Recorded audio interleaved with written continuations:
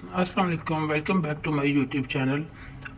आज हम लोग फिज़िक्स पेपर क्लास 11th के पेयरिंग स्कीम के बारे में बात करेंगे जो 2025 में पंजाब बोर्ड का आपका पेपर है वो इस पेयरिंग स्कीम के अकॉर्डिंग आएगा। एज इट इसी तरह क्वेश्चंस होंगे और इन्हीं चैप्टर में से आपके क्वेश्चंस आएंगे।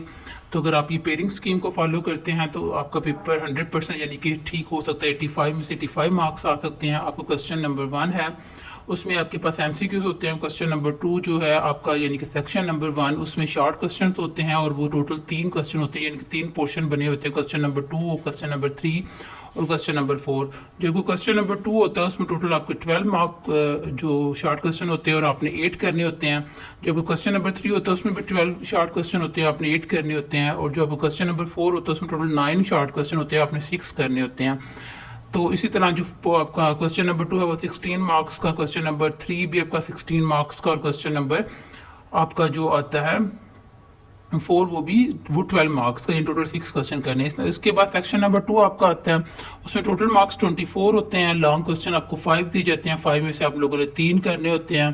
क्वेश्चन नंबर 5, 6, 7, 8 ये टोटल 5 लॉन्ग क्वेश्चन है। इसके ए और बी पार्ट्स होंगे तो टोटल 5 में से आपने 3 क्वेश्चन करने होंगे। और आप जो ए बी है उसके अंदर एक पार्ट आपका थ्योरी का होगा और एक न्यूमेरिकल होगा। तो उसके बाद इसी तरह बाकी क्वेश्चन 6, 7, 8 वो भी सब इसी तरह के होंगे। सबसे पहले हम लोग एमसीक्यूज की बात करते हैं कि एमसीक्यूज हमारे किन चैप्टर में से कितने कितने आने हैं। आपके पास फिजिक्स में टोटल 11 चैप्टर होते हैं और आपके जो क्वेश्चन नंबर 1 के अंदर 17 एमसीक्यूज होते हैं, 17 मार्क्स का क्वेश्चन नंबर 1 आपका होता है।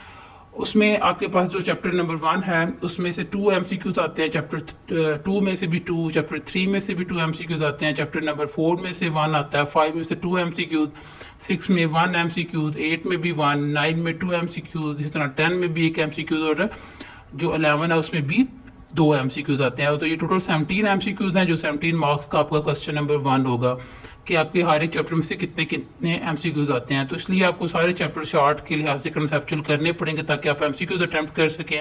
उसके बाद जो क्वेश्चन नंबर 2 है यानी सेक्शन नंबर 1 वो 44 मार्क्स का टोटल बनता है। तो उसमें सेक्शन नंबर 1 के अंदर जो चैप्टर आपका आता है उसमें 1, 2, 3 और 4 ये 4 चैप्टर जो है, इन चैप्टर में से सेक्शन क्वेश्चन नंबर 2 आता है आपका।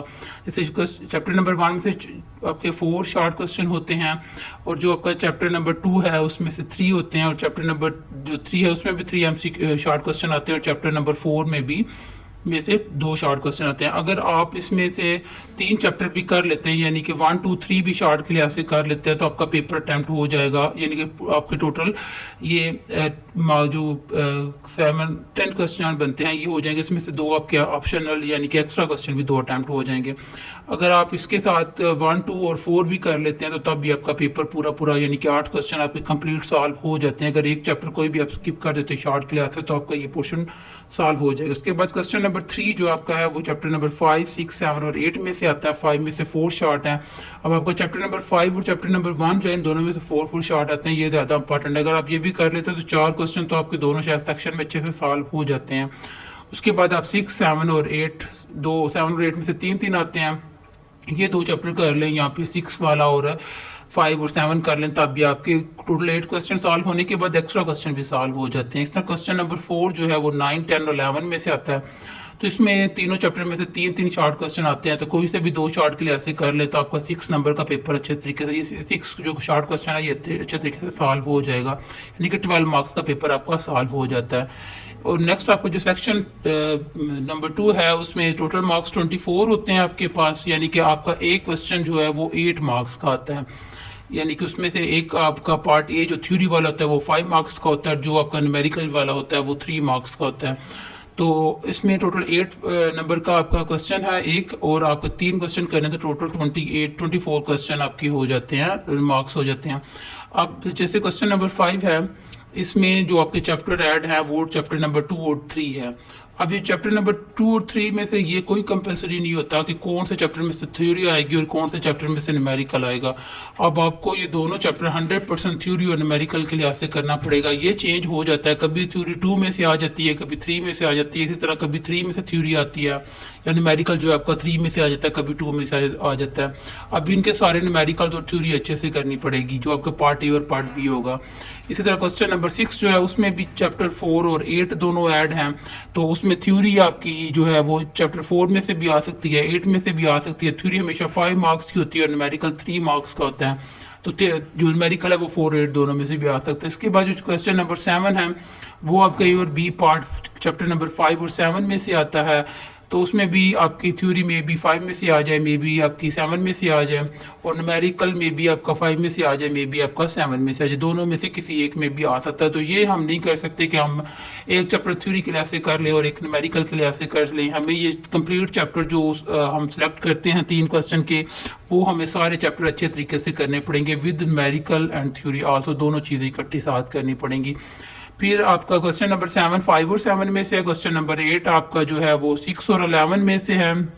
चैप्टर नंबर 6 में और 11 में से दोनों में से किसी एक में से थ्योरी आएगी और किसी एक में से क्वेश्चन न्यूमेरिकल आएगा। जो चैप्टर नंबर 9 जो क्वेश्चन नंबर 9 है, सॉरी लास्ट क्वेश्चन आपका पेपर का, वो चैप्टर 9 और 10 में से आता है। तो ये आपके टोटल जो है वो 8 मार्क्स का क्वेश्चन इसमें से भी आएगा थ्योरी और न्यूमेरिकल के लिहाज से। अब इसमें जो मैं आपको सजेस्ट करना चाहता हूँ वो ये है कि आपका क्वेश्चन नंबर 5 6 और 7 ये 3 क्वेश्चन आप कर लें, साथ ही क्वेश्चन नंबर 8 भी अच्छे तरीके से कर लें, ताकि एक एक्स्ट्रा क्वेश्चन भी हो जाए। अगर इन तीनों में से कोई एक क्वेश्चन ए पार्ट या बी पार्ट में से कोई एक ऑप्शन नहीं भी आता, तो आप 8 वाला एक्स्ट्रा क्वेश्चन भी कर सकें। अब इसमें यह है कि अगर 5 अटेम्प्ट करना है तो इसके दोनों पार्ट ए और बी आपको करने हैं, तब जाकर पूरे मार्क्स मिलेंगे। 6 करना है तो 6 के ए और बी करने पड़ेंगे, दोनों आती होंगे तो तब। तो इसलिए टोटल हमें जो चैप्टर करने चाहिए 8 चैप्टर को थ्योरी के लिहाज से, न्यूमेरिकल के लिहाज से अच्छे से कर लेना चाहिए, ताकि 85 आउट ऑफ 85 मार्क्स आ जाएं। तो एक क्वेश्चन अगर एक्स्ट्रा होगा तो किसी एक में भी प्रॉब्लम बनता है, तो आप वो एक्स्ट्रा क्वेश्चन को भी अटेम्प्ट करके अपने पूरे मार्क्स ले सकते हैं 100%। और अगर आप ये पेयरिंग स्कीम को फॉलो करते हैं तो आपका पेपर 100% जो ठीक होगा, उसमें 85 में से 85 मार्क्स अच्छे तरीके से आ सकते हैं। इसी तरह आपको नेक्स्ट लेक्चर भी प्रोवाइड किए जाएंगे कि कौन से आपके न्यूमेरिकल इंपॉर्टेंट हैं, कौन सी आपकी थ्योरी इंपॉर्टेंट है, ये सारी चीज़ें आपको अच्छे से बताई जाएंगी। तो आपकी जो प्ले लिस्ट नेक्स्ट फिजिक्स की आती है, जो आपके इंपॉर्टेंट न्यूमेरिकल हैं 2025 स्कीम स्टडी के लिहाज से, तो वो आपको सारे बताए जाएंगे। आप उनको फॉलो करेंगे तो इंशाल्लाह आपका पेपर बहुत अच्छा होगा। अल्लाह हाफिज़।